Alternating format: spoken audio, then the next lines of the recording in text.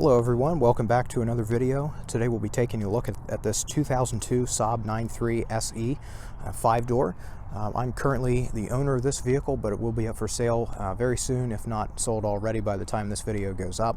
But I just wanted to take a few minutes to kind of, well, more than a few I guess, when it's all said and done, but I wanted to take a couple minutes and put together a nice review and documentation of this vehicle. So if you're not familiar with the 9.3, these came out really back in 1995 as the Saab 900, the NG 900, which replaced the classic 900, which came out in 1978. So 1978 to 1994, that's a pretty long run for a car, and it was time for something new.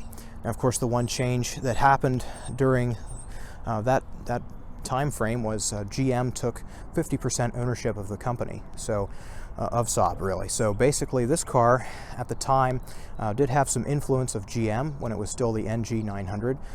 It used a Vauxhall Vectra like floor pan and platform, but Saab really did their own thing with the rest of it. So it definitely feels unique. Now in 1998, that was the last year for the NG 900, and they started making the 9.3s, which was very similar to the 900. However, they claimed that they made about 1,100 changes underneath. So there were just, I mean, there's a ton. I could list them all, but you'd get bored. But many different things. And I've driven 900s and 9.3s, and it does feel like the 9.3s are a little bit nicer.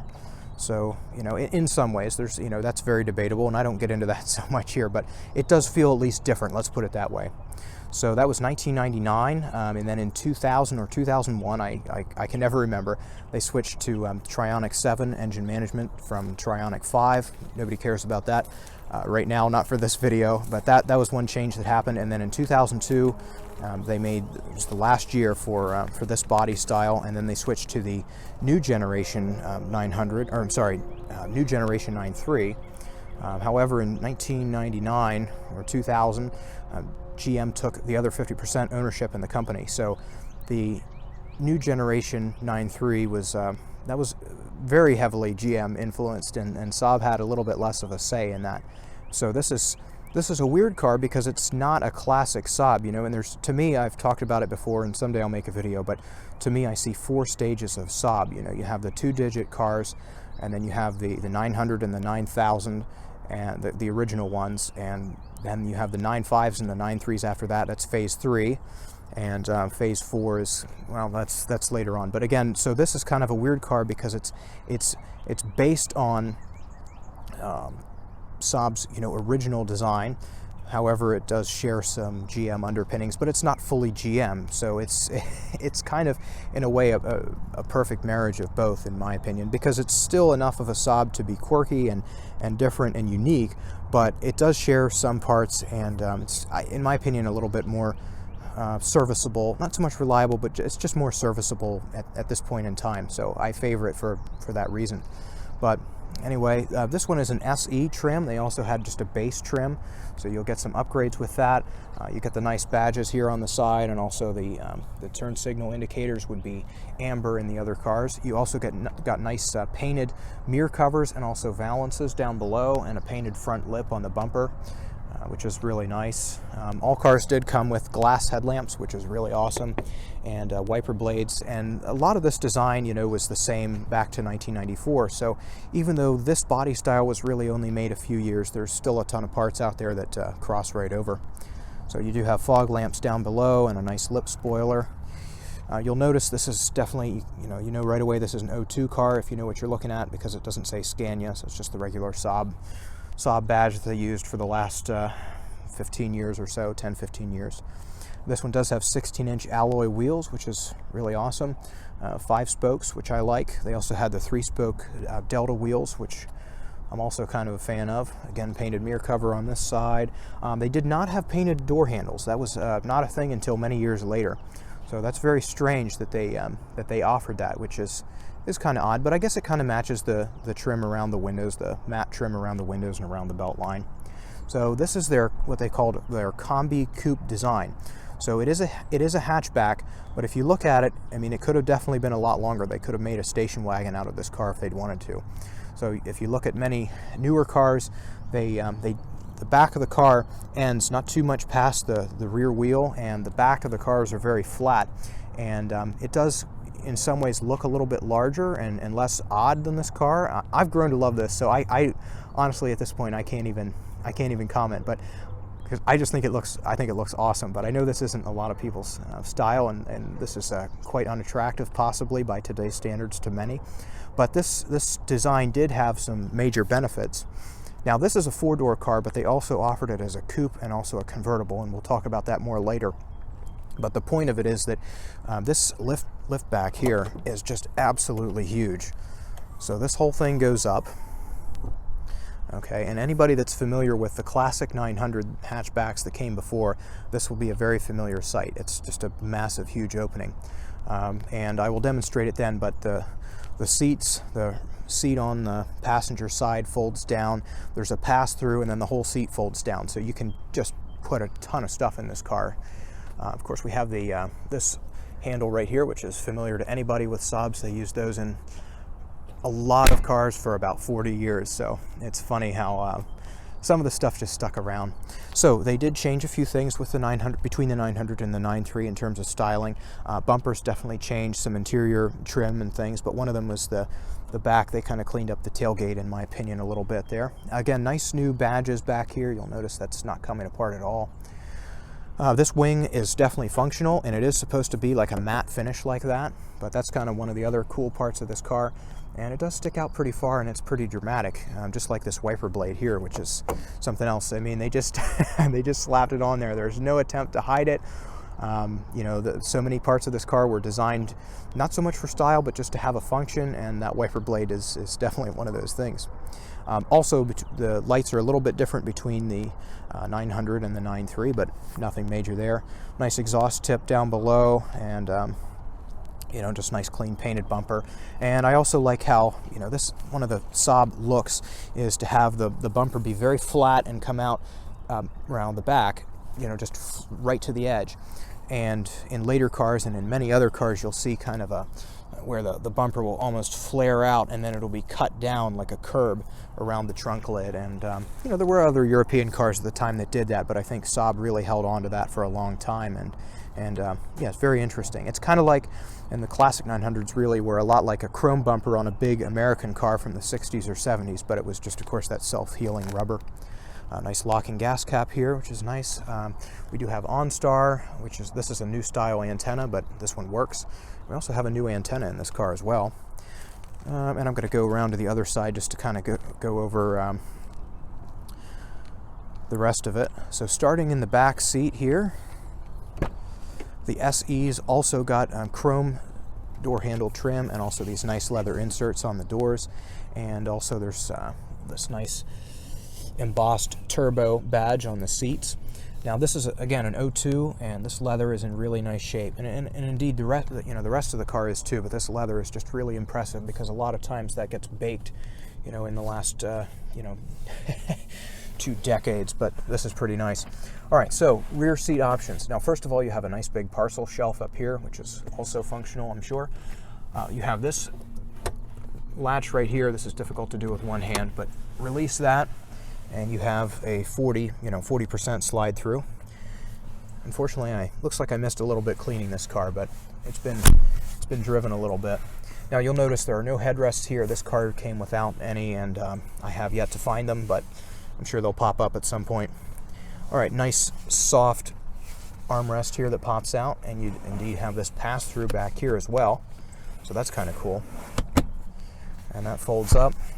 Now, if you'd want to fold down the whole rear seat, you can lift up these seats here, and again, just look how nice shape that's in. I didn't have to shampoo that or anything. I mean, I did, but I didn't have to. So a ton of storage there. Now, this would kind of pin groceries in place if you'd be so inclined, or whatever you'd want to do. You also have this bracket right here, and when you pull this releases the entire seat, which of course would fold flat if we had the front seats forward enough to just to get this part back, and then it could come back up a little bit. But Saab Automobile AB, so they still have badging on everything, and you can see that's just a massive load area there. So I can't quite get the light right, but it's huge. So you could definitely get a ton of stuff in this car, and not have a problem. So, all right, we'll pop this back down. This is a really interesting back seat to me because even though it's a small car, there's really plenty of space back here, and it's actually pretty decent and livable. You of course have power windows, power locks, you have vents on the B pillars, and you have nice vents down here as well, and there's vents in the floor, so you're well covered. Other than that, you just have a reading lamp and a door pocket, and a pocket on the back of the seats. But with the door closed, there's actually a pretty good room, a nice support for your arm here, and nice support with the console folded out. So, you know, it's not going to be perfect for a long trip, but you can definitely make do, and, you know, decent knee room and everything, decent leg room. Very, very nice for a small car. So, again, that's another thing too. This isn't a big car, so to be able to put the amount of stuff that you could in this vehicle is just really neat. I'll fix the floor mat there and we'll be good to go. All right, before we take a look at the front, we'll just take a look under the hood. So there were a few different engines and transmission options. This car has the 4-speed automatic, but there was also a 5-speed manual available. And in the US, we pretty much, by this point, we had the 2-liter turbo engine. We had the 2.3-liter turbo in the Vigan, and earlier generations got a small 2.5-liter V6, a 2.1-liter 4-cylinder. But yeah, just the 2-liter turbo in this car, which is its bread and butter, and it's a really good motor. So yeah, one thing you'll see here, this is the black ignition cassette, which denotes that it's Trionic 7 if it has the factory SEM ignition cassette, which this one does, so that's all proper. Otherwise, in pretty good shape up here, with the exception of this firewall. The insulation is gone, but otherwise that would be covered. But look at how thick that would have been, you know, not everywhere, but in certain areas. They really did insulate that pretty well. And it is pretty serviceable. You have a throttle body right up here. The power steering rack is easy to get to. The starter, not so much. That's in the back. The alternator's a little bit buried. Otherwise, the turbo is right below this shield right here. Transmission dipstick right there. Big old oil dipstick and fill tube there. AC service ports are just below this bumper, which removes with just these 2 little clips here. Bulbs, you have some access there. There's your air filter. Batteries right here under this nice cover. So yeah, all your fluid fills are very accessible, and you know, it's just a really nice car. I mean, it's a little bit tight in some areas, but definitely not bad. Not too terribly problematic. These did have throttle bodies that were prone to wear, which wasn't a huge deal in that they did have a drive-by cable or drive-by wire backup, so there is a cable that will engage so that the accelerator pedal will work, but that's a little bit of something to keep an eye on. The ignition cassettes like to go periodically, but if you get the factory one, they can be pretty good, and the ABS units can go with time, but otherwise really not too bad. And the automatic transmissions were made by ASIN, so not terrible, and also the manuals seem to be pretty robust as well. Okay, we'll just take a look in the front here. So starting up top, we do have a nice big sunroof, which we can demonstrate later on. These seats are very comfortable, and I think they're actually a little bit more comfortable and more supportive than the base 9.3, though I could be wrong. They definitely have a little bit of an upgraded leather surface, and also this nice turbo imprint there. You do have memory seats, and you know, all full power adjustments, just what you'd want. You'll notice that right here, this has a painted screw and washer. This plastic is molded with a tube and a small piece of plastic at the back that the screw goes through from factory, and then it gets a cap. And those like to break over time, and then these bolsters will kind of sag. So that's about the best that I can think of for now, is to just kind of paint. I got trim paint that matches the car and just ran a screw through to the outside. There's much more surface area, and it's a little bit less prone to cracking. Again, small car and kind of an economy, or not economy car, but an entry-level luxury car, if you will. But you do get nice door trim here that does say Saab, just plastic, no fancy chrome, but that's okay. Here is your trunk release button over here, and again, nice leather. We're in the sun, so this is kind of hard to see. Your mirror adjustment is on the door. All your lighting controls are always to the left of the steering wheel. So you have, of course, the headlamp controls, front and rear fogs, and that's the dash panel control. I believe this would have been a leveling, like a light leveling option in the UK, and in Europe, but you know, I'd be interested to hear because I'm not super sure. We never got anything there with the US. Looking at the dash here, I'll go ahead and put the key in and we'll get this started up. So I think this is... All right, now I'm sure the air is going to come on and be loud, so we'll see what happens here.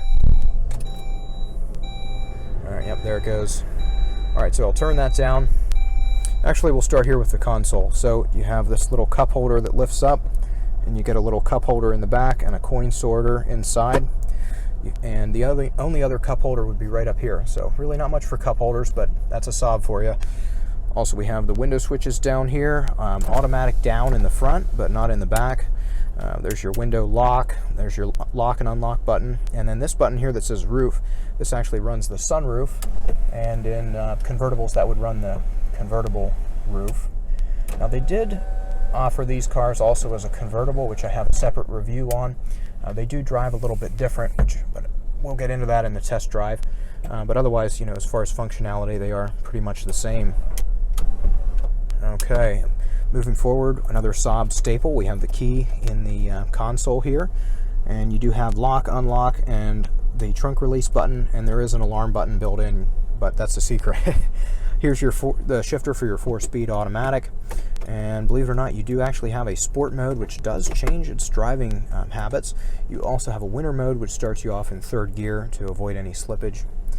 This car doesn't have an ashtray, so you just have this little bin, and there's your cigarette lighter there. We have OnStar. Back in the day, that would have worked. This is just the sensor for the climate control. Heated front seats, traction control. Here's your automatic climate control, temperature adjustments, air selection, fan speed, all that sort of thing. Heat and AC both work great in this vehicle. Moving up, you have your hazard switch there and your fasten belts light. Then this cup holder, which should stay in. On this car, it's kind of stuck out, so we'll leave it, but I can hold it in for this video.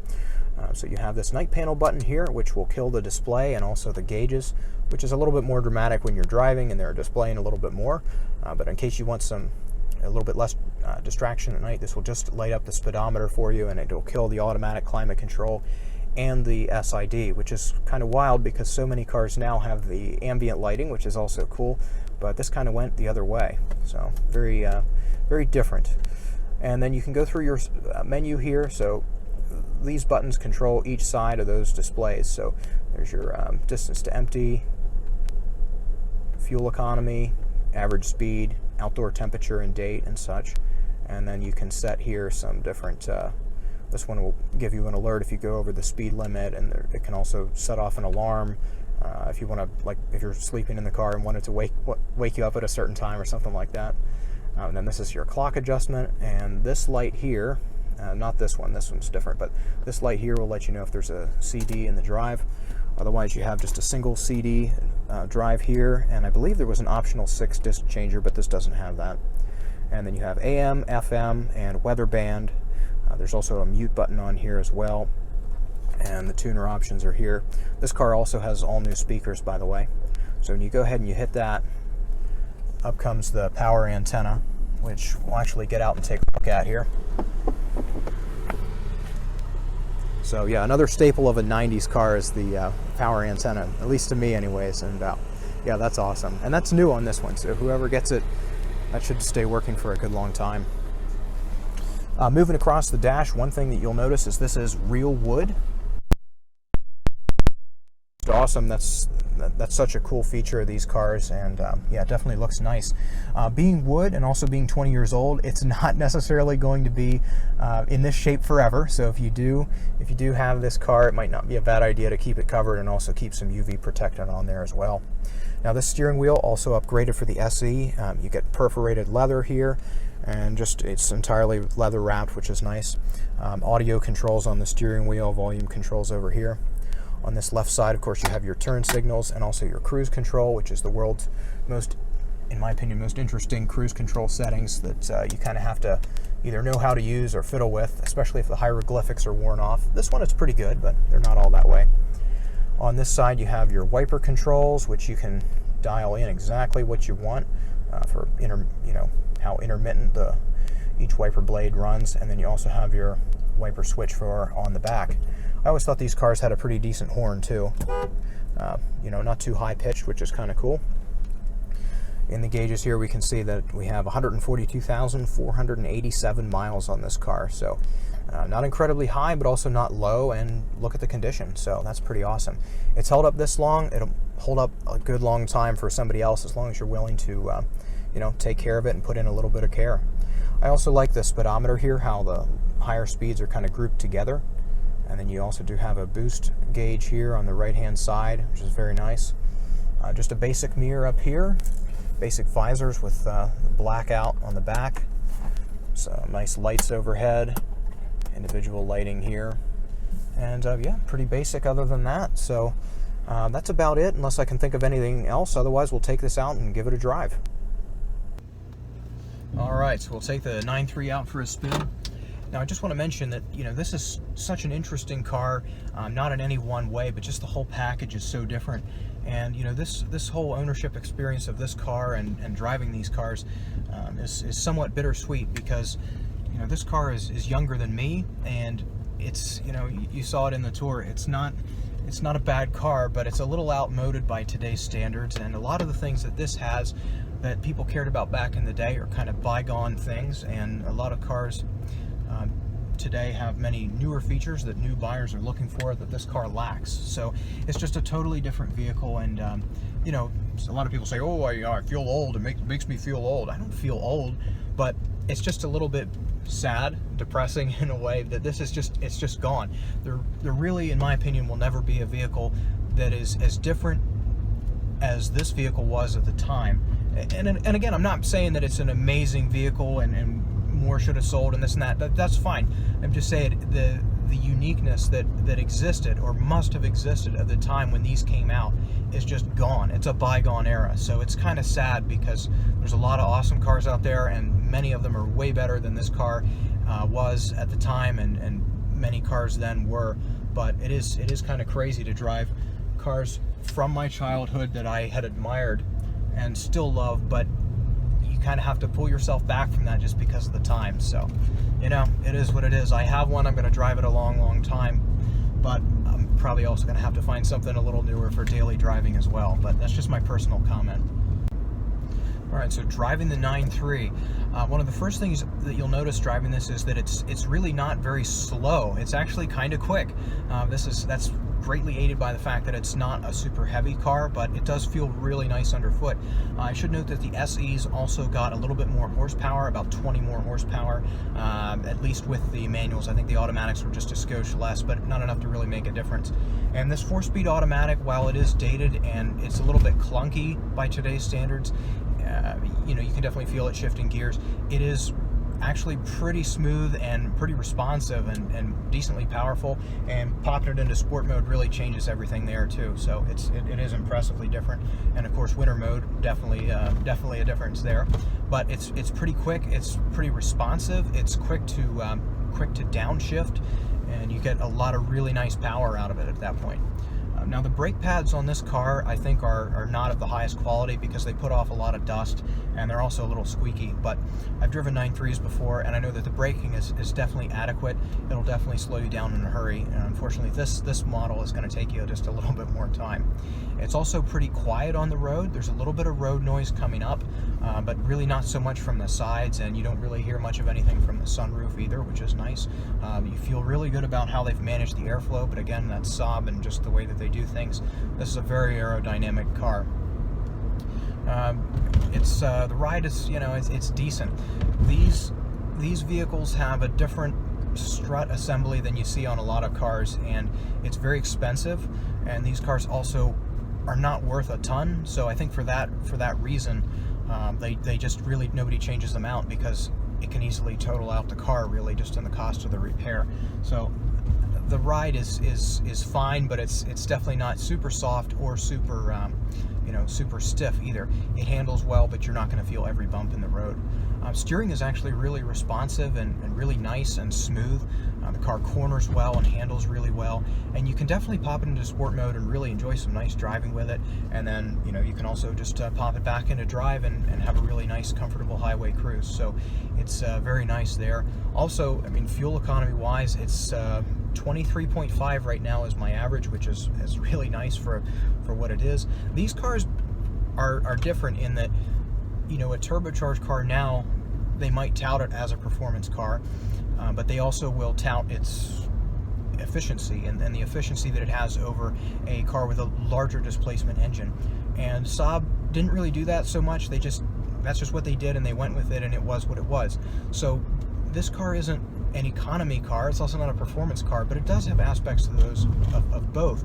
But you can definitely feel the turbo, I think, in this more so than another car. Like, say you went out and bought a new Hyundai with a 4-cylinder, you know, like a 1.6 or 2-liter turbo. This feels more raw and more old-fashioned, and there's definitely a little bit more behind it. It's not dialed out trying to mimic a larger displacement engine, which is cool if that's what you're into. I find it really neat.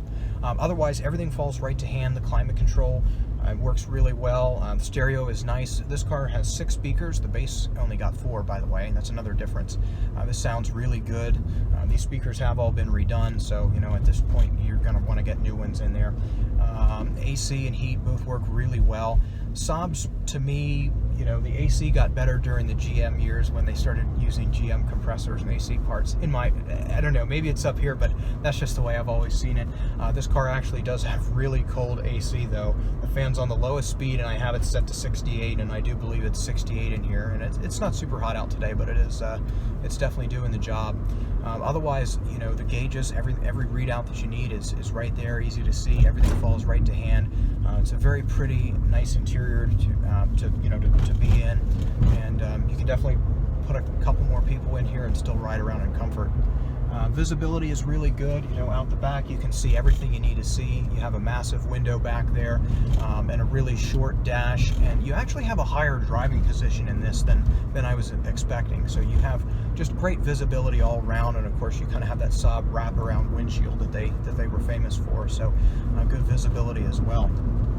And it's just such a nice car to drive. You put all those things together, and all of a sudden what on paper might seem mediocre becomes a little bit more interesting. And then of course you take into account the fact that these cars aren't super expensive, and you've got a car that you can get into really economically. You can take care of it yourself if you're inclined, and it's really rewarding to drive. This car hasn't been terribly problematic. I mean, of course, I buy these and get them fixed up, so there's some initial problems, and they will. I mean, if you let it go, they will turn into a basket case. But if you keep up and are diligent with it, they can be really nice. And you know, I've had just as good a luck with them as with any other European car. You know, at least with the ones I've had. So that's pretty much the review on this. So we can kind of wrap it up there. The hatchbacks versus the convertibles, that's a whole different discussion.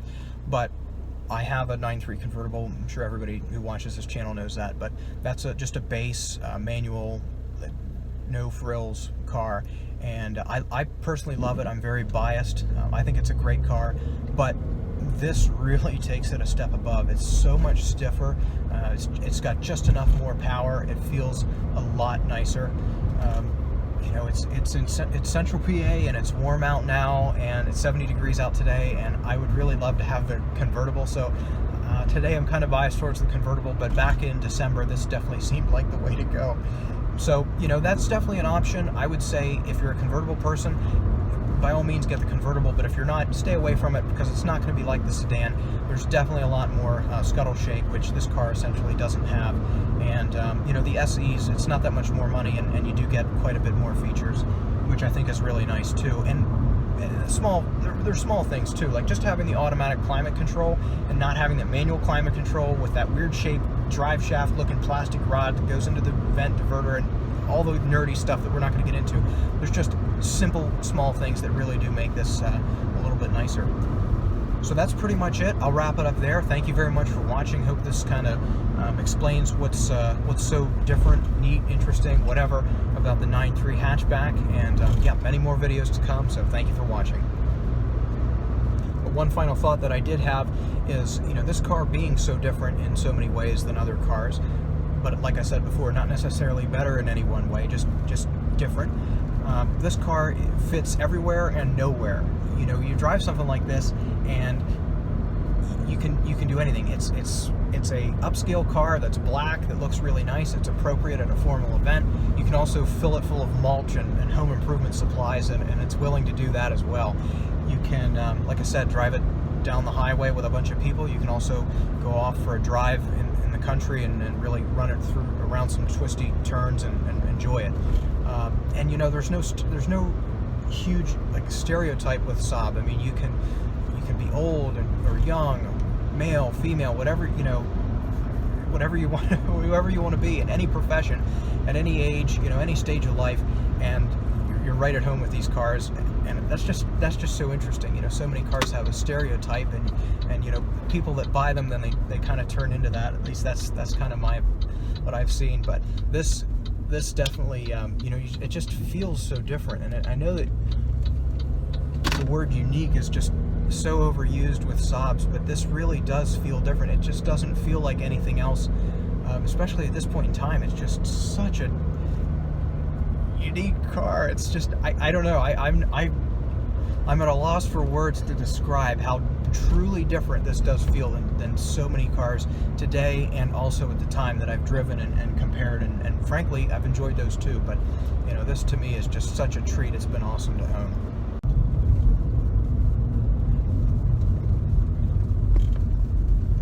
Now, of course, this car is going to handle and drive and ride very different than the convertibles. This also is quite a bit different than the 9.5s as well. I love the 9.5s. I have one. I just absolutely love those too. The only kind of differences that you'll notice between these cars is that they're much more compact on the outside, but they're not actually terribly smaller on the inside. Now, of course, these were also hatchbacks and convertibles, whereas those were sedans and station wagons. So, you do have the body size difference there and our style difference. But otherwise, they handle and ride and drive similar. I would say that this car feels a little bit tighter and a little bit more tidy around corners and things. Less of a cushioned ride, but not a stiff ride or anything like that. This feels just a little bit more performance-oriented. Then again, I have not driven a 9.5 Aero, so maybe that would kind of fix a little bit more of the jounce in the 9.5 ride. To me, I kind of see the 9.5 as, in many ways, a perfect marriage of European handling and styling, but with American ride quality, which is to say very soft and pillowy, which isn't everybody's taste, but it is definitely mine. This car is definitely a lot tighter. So the 9.5 feels a little bit more, it just feels bigger. This car just feels more compact.